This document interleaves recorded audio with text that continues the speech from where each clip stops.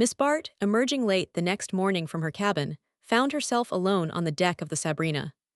The cushioned chairs, disposed expectantly under the wide awning, showed no signs of recent occupancy, and she presently learned from a steward that Mrs. Dorset had not yet appeared, and that the gentlemen, separately, had gone ashore as soon as they had breakfasted. Supplied with these facts, Lily leaned a while over the side, giving herself up to a leisurely enjoyment of the spectacle before her. Unclouded sunlight enveloped sea and shore in a bath of purest radiancy. The purpling waters drew a sharp white line of foam at the base of the shore.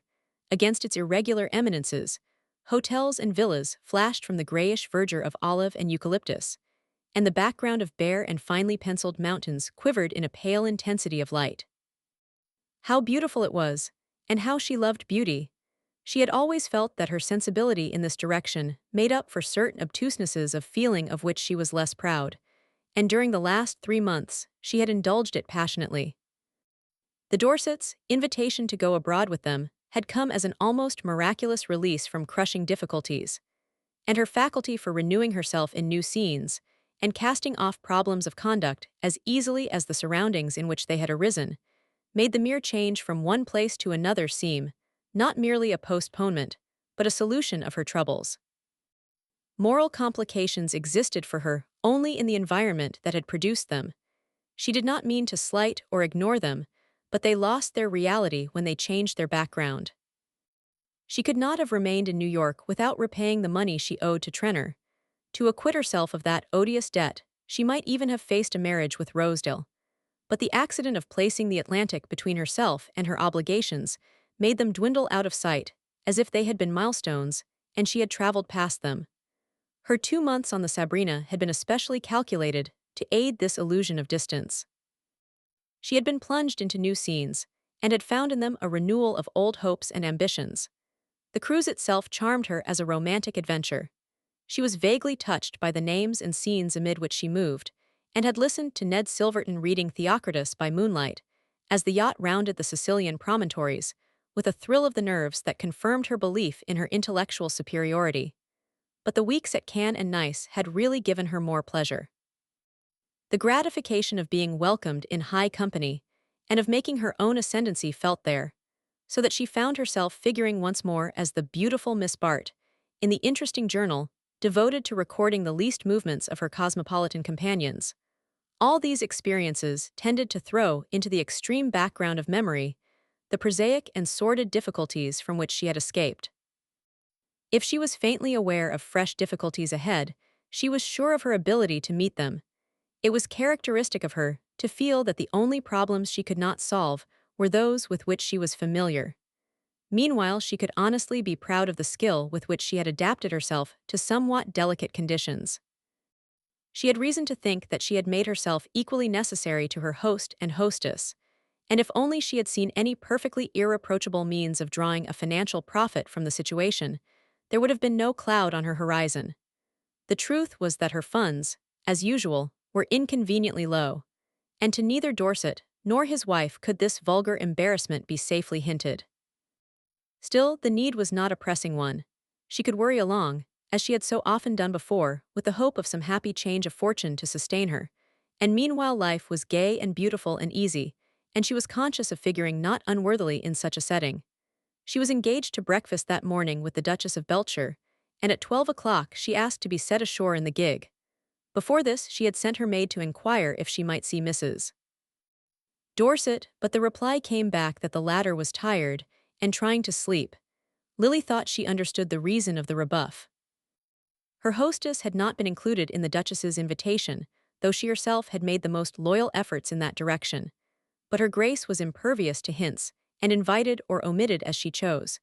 It was not Lily's fault if Mrs. Dorset's complicated attitudes did not fall in with the Duchess's easy gait.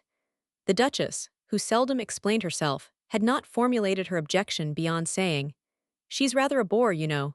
The only one of your friends I like is that little Mr. Hes funny," but Lily knew enough not to press the point, and was not altogether sorry to be thus distinguished at her friend's expense. Bertha certainly had grown tiresome since she had taken to poetry and Ned Silverton. On the whole, it was a relief to break away now and then from the Sabrina, and the Duchess's little breakfast, organized by Lord Hubert with all his usual virtuosity, was the pleasanter to Lily for not including her traveling companions. Dorset, of late, had grown more than usually morose and incalculable, and Ned Silverton went about with an air that seemed to challenge the universe.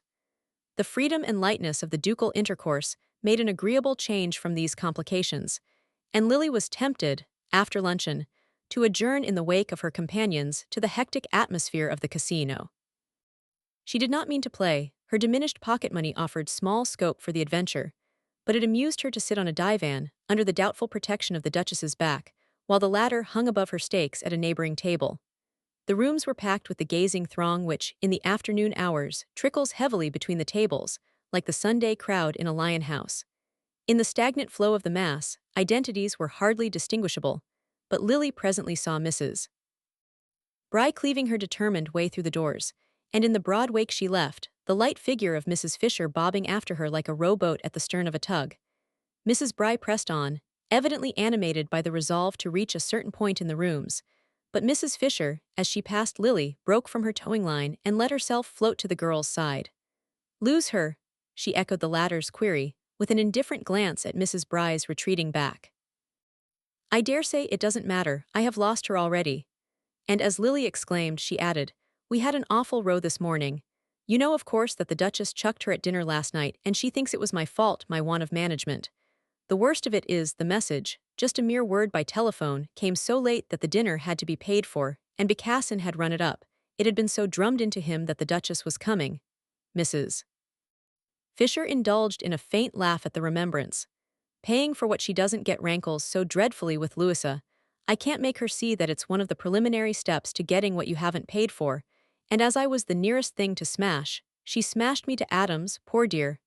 Lily murmured her commiseration. Impulses of sympathy came naturally to her, and it was instinctive to proffer her help to Mrs. Fisher. "If there's anything I can do, if it's only a question of meeting the Duchess."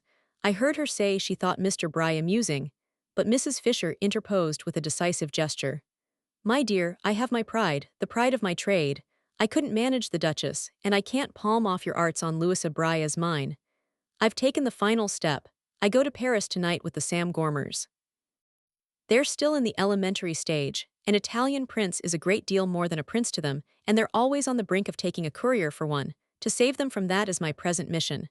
She laughed again at the picture. "But before I go I want to make my last will and testament. I want to leave you the Brys." "Me?" Miss Bart joined in her amusement. "It's charming of you to remember me, dear, but really, you're already so well provided for." Mrs. Fisher flashed a sharp glance at her. "Are you, though, Lily, to the point of rejecting my offer?" Miss Bart colored slowly. "What I really meant was that the Brys wouldn't in the least care to be so disposed of." Mrs. Fisher continued to probe her embarrassment with an unflinching eye.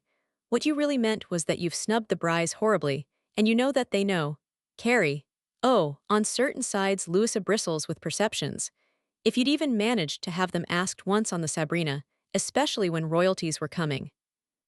"But it's not too late," she ended earnestly. "It's not too late for either of you." Lily smiled. "Stay over and I'll get the Duchess to dine with them." "I shan't stay over, the Gormers have paid for my salon lit," said Mrs. Fisher with simplicity. "But get the Duchess to dine with them all the same." Lily's smile again flowed into a slight laugh. Her friend's importunity was beginning to strike her as irrelevant. "I'm sorry I have been negligent about the Brys," she began. "Oh, as to the Brys, it's you I'm thinking of," said Mrs. Fisher abruptly. She paused and then, bending forward with a lowered voice, "You know we all went on to nice last night when the Duchess chucked us. It was Louis's idea, I told her what I thought of it." Miss Bart assented. "Yes, I caught sight of you on the way back at the station. Well, the man who was in the carriage with you and George Dorset, that horrid little dabum who does society notes from the Riviera, had been dining with us at Nice, and he's telling everybody that you and Dorset came back alone after midnight." "Alone? When he was with us?" Lily laughed, but her laugh faded into gravity under the prolonged implication of Mrs. Fisher's look. "We did come back alone, if that's so very dreadful." "But whose fault was it? The Duchess was spending the night at Simmy's with the Crown Princess. Bertha got bored with the show and went off early, promising to meet us at the station. We turned up on time, but she didn't turn up at all."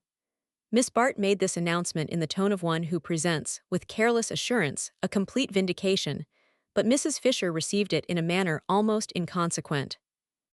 She seemed to have lost sight of her friend's part in the incident. Her inward vision had taken another slant. Bertha never turned up at all, then how on earth did she get back? Oh, by the next train, I suppose. There were 2 extra ones for the fate. At any rate, I know she's safe on the yacht, though I haven't yet seen her, but you see it was not my fault, Lily summed up. Not your fault that Bertha didn't turn up. My poor child, if only you don't have to pay for it. Mrs. Fisher rose. She had seen Mrs. Bry surging back in her direction. There's Louisa, and I must be off. Oh, we're on the best of terms externally. We're lunching together, but at heart it's me she's lunching on, she explained, and with a last hand clasp and a last look she added, remember, I leave her to you. She's hovering now, ready to take you in. Lily carried the impression of Mrs. Fisher's leave-taking away with her from the casino doors. She had accomplished, before leaving, the first step toward her reinstatement in Mrs. Bry's good graces. An affable advance, a vague murmur that they must see more of each other, an elusive glance to a near future that was felt to include the Duchess as well as the Sabrina. How easily it was all done, if one possessed the knack of doing it. She wondered at herself, as she had so often wondered, that, possessing the knack, she did not more consistently exercise it. But sometimes she was forgetful, and sometimes, could it be that she was proud? Today, at any rate, she had been vaguely conscious of a reason for sinking her pride, had in fact even sunk it to the point of suggesting to Lord Hubert Dacey, whom she ran across on the casino steps, that he might really get the Duchess to dine with the Brys, if she undertook to have them asked on the Sabrina. Lord Hubert had promised his help, with the readiness on which she could always count. It was his only way of ever reminding her that he had once been ready to do so much more for her. Her path, in short, seemed to smooth itself before her as she advanced, yet the faint stir of uneasiness persisted. Had it been produced, she wondered, by her chance meeting with Selden? She thought not. Time and change seemed so completely to have relegated him to his proper distance. The sudden and exquisite reaction from her anxieties had had the effect of throwing the recent past so far back that even Selden, as part of it, retained a certain air of unreality.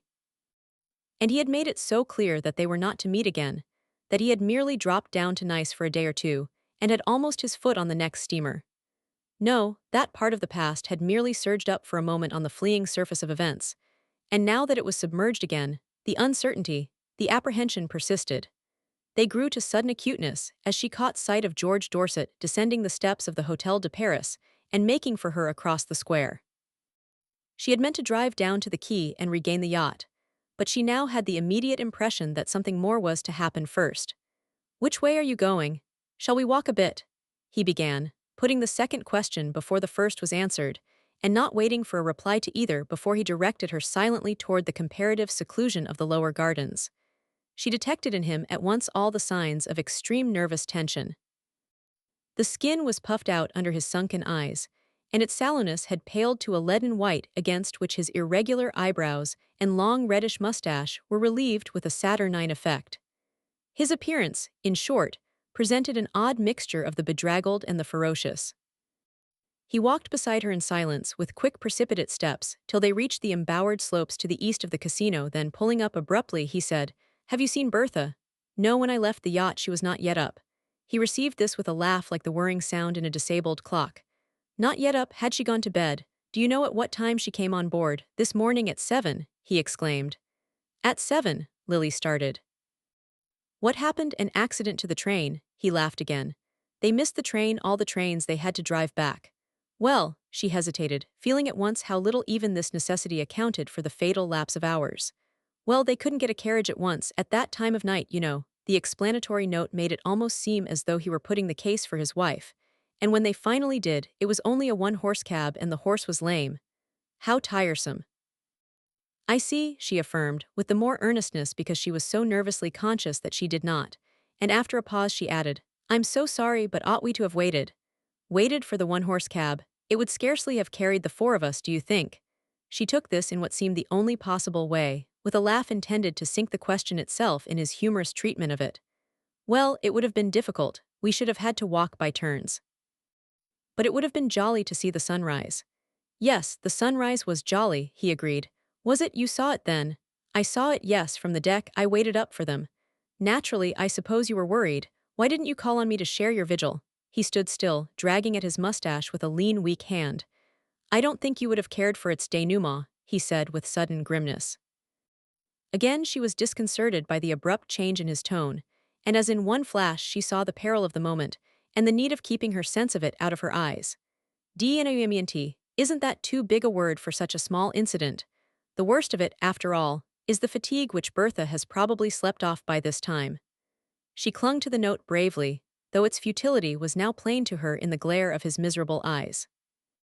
Don't, he broke out with the hurt cry of a child, and while she tried to merge her sympathy and her resolve to ignore any cause for it in one ambiguous murmur of deprecation, he dropped down on the bench near which they had paused and poured out the wretchedness of his soul. It was a dreadful hour, an hour from which she emerged shrinking and seared, as though her lids had been scorched by its actual glare. It was not that she had never had premonitory glimpses of such an outbreak, but rather because, here and there throughout the 3 months, the surface of life had shown such ominous cracks and vapors that her fears had always been on the alert for an upheaval. There had been moments when the situation had presented itself under a homelier yet more vivid image, that of a shaky vehicle, dashed by unbroken steeds over a bumping road, while she cowered within, aware that the harness wanted mending, and wondering what would give way first. Well, everything had given way now, and the wonder was that the crazy outfit had held together so long. Her sense of being involved in the crash, instead of merely witnessing it from the road, was intensified by the way in which Dorset, through his furies of denunciation and wild reactions of self-contempt, made her feel the need he had of her, the place she had taken in his life. But for her, what ear would have been open to his cries? And what hand but hers could drag him up again to a footing of sanity and self-respect? All through the stress of the struggle with him, she had been conscious of something faintly maternal in her efforts to guide and uplift him. But for the present, if he clung to her, it was not in order to be dragged up, but to feel someone floundering in the depths with him. He wanted her to suffer with him, not to help him to suffer less. Happily for both, there was little physical strength to sustain his frenzy. It left him, collapsed and breathing heavily, to an apathy so deep and prolonged that Lily almost feared the passers-by would think it the result of a seizure and stop to offer their aid.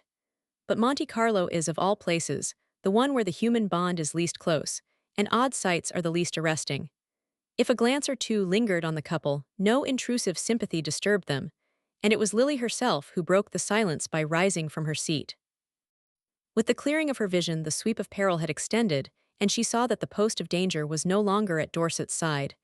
"If you won't go back, don't make me leave you," she urged. But he remained mutely resistant, and she added, "What are you going to do? You really can't sit here all night." "I can go to an hotel. I can telegraph my lawyers." He sat up, roused by a new thought. "By Jove, Selden's at nice. I'll send for Selden."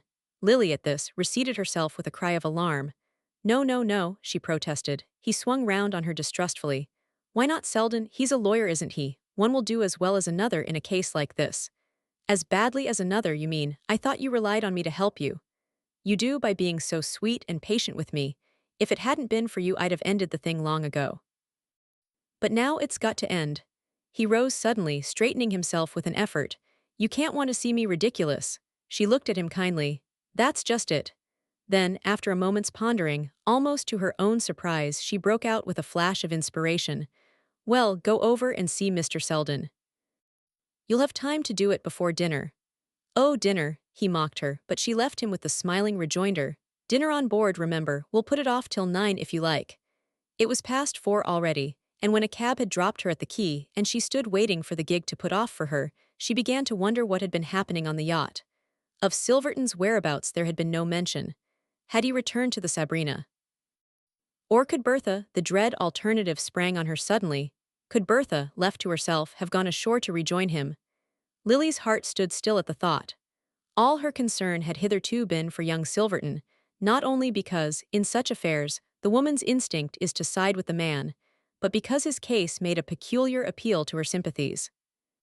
He was so desperately in earnest, poor youth, and his earnestness was of so different a quality from Bertha's, though hers too was desperate enough. The difference was that Bertha was in earnest only about herself, while he was in earnest about her. But now, at the actual crisis, this difference seemed to throw the weight of destitution on Bertha's side, since at least he had her to suffer for, and she had only herself. At any rate, viewed less ideally, All the disadvantages of such a situation were for the woman, and it was to Bertha that Lily's sympathies now went out. She was not fond of Bertha Dorset, but neither was she without a sense of obligation, the heavier for having so little personal liking to sustain it. Bertha had been kind to her. They had lived together, during the last months, on terms of easy friendship, and the sense of friction of which Lily had recently become aware seemed to make it the more urgent that she should work undividedly in her friend's interest. It was in Bertha's interest, certainly, that she had dispatched Dorset to consult with Lawrence Selden. Once the grotesqueness of the situation accepted, she had seen at a glance that it was the safest in which Dorset could find himself. Who but Selden could thus miraculously combine the skill to save Bertha with the obligation of doing so? The consciousness that much skill would be required made Lily rest thankfully in the greatness of the obligation. Since he would have to pull Bertha through, she could trust him to find a way, and she put the fullness of her trust in the telegram she managed to send him on her way to the quay. Thus far, then, Lily felt that she had done well, and the conviction strengthened her for the task that remained. She and Bertha had never been on confidential terms, but at such a crisis, the barriers of reserve must surely fall. Dorset's wild allusions to the scene of the morning made Lily feel that they were down already, and that any attempt to rebuild them would be beyond Bertha's strength.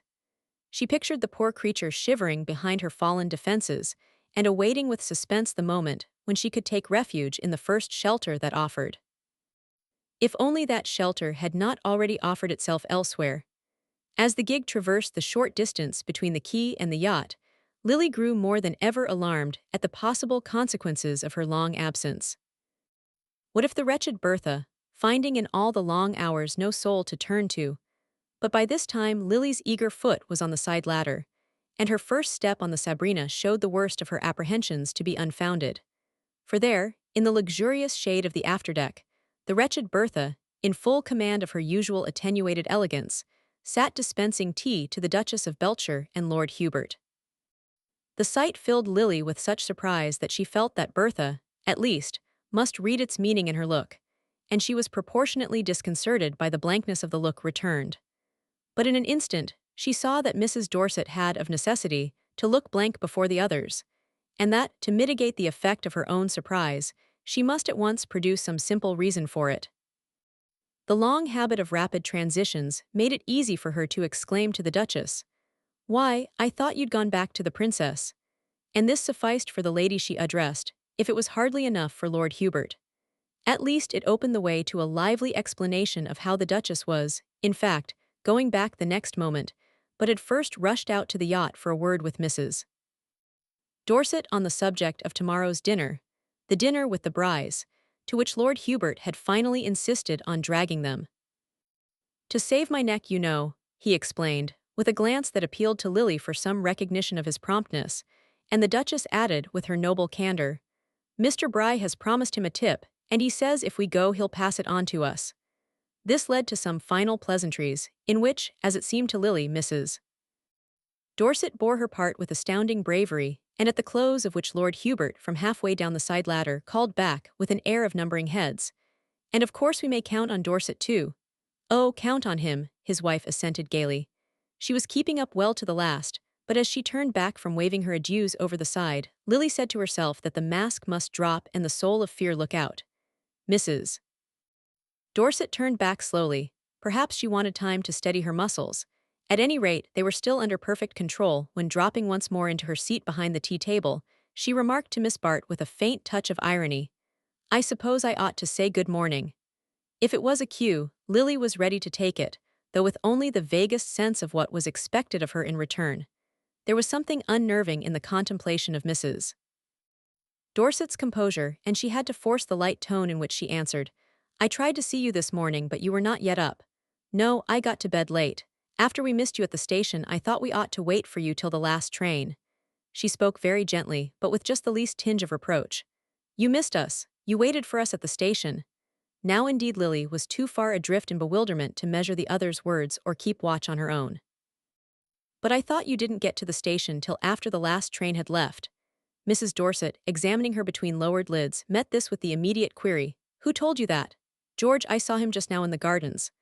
Ah, is that George's version? Poor George, he was in no state to remember what I told him. He had one of his worst attacks this morning and I packed him off to see the doctor. Do you know if he found him? Lily, still lost in conjecture, made no reply, and Mrs. Dorset settled herself indolently in her seat. He'll wait to see him. He was horribly frightened about himself. It's very bad for him to be worried, and whenever anything upsetting happens, it always brings on an attack. This time Lily felt sure that a cue was being pressed on her, but it was put forth with such startling suddenness, and with so incredible an air of ignoring what it led up to, that she could only falter out doubtfully. Anything upsetting?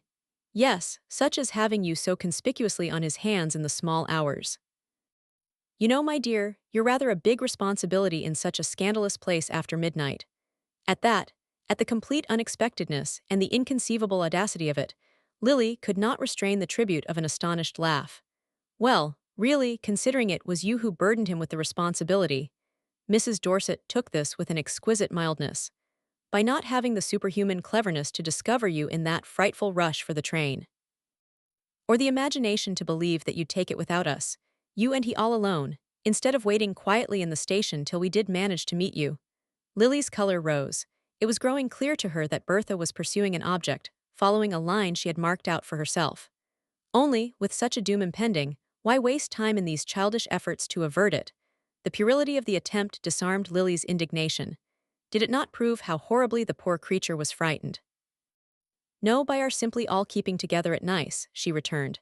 Keeping together, when it was you who seized the first opportunity to rush off with the Duchess and her friends. My dear Lily, you are not a child to be led by the hand.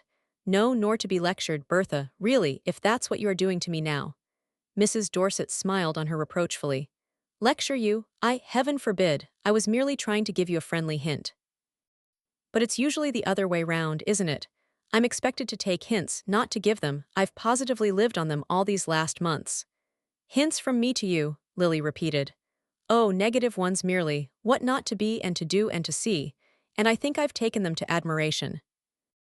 Only, my dear, if you'll let me say so, I didn't understand that one of my negative duties was not to warn you when you carried your imprudence too far. A chill of fear passed over Miss Bart, a sense of remembered treachery that was like the gleam of a knife in the dusk. But compassion, in a moment, got the better of her instinctive recoil. What was this outpouring of senseless bitterness but the tracked creature's attempt to cloud the medium through which it was fleeing? It was on Lily's lips to exclaim, You poor soul, don't double and turn, come straight back to me and we'll find a way out. But the words died under the impenetrable insolence of Bertha's smile. Lily sat silent, taking the brunt of it quietly, letting it spend itself on her to the last drop of its accumulated falseness. Then, without a word, she rose and went down to her cabin.